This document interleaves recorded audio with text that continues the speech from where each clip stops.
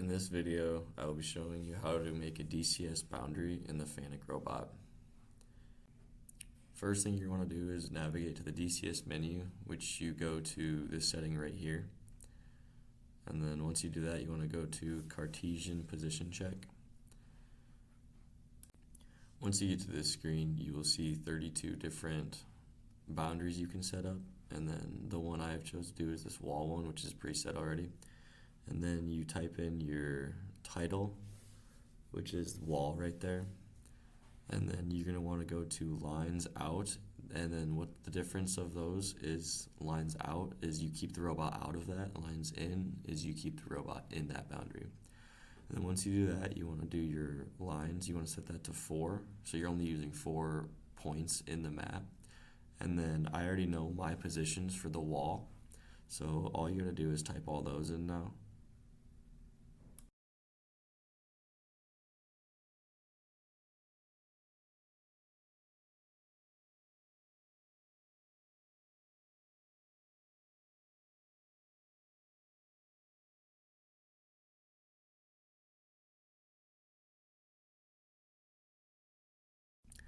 And then once you get done with all your points, you're going to want to go down to the Z level coordinate, which this one is how high it is and how low it is. So the left one is you're going to want to put either high or low. I chose to do my low. As you can see, I put a negative number in there.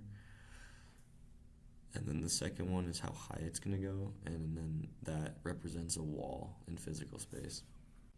Now that you've made your wall, all you're going to want to do is press previous twice until you get back to this screen with apply on it. And then you hit apply, and then you type in your code, which the base code is 1111. And then you wait for another screen to pop up. Once this screen pops up, you're going to hit all, then OK. Once all that's done, you should get the cycle power message to activate the DCS in the top. So now all you want to do is cycle power.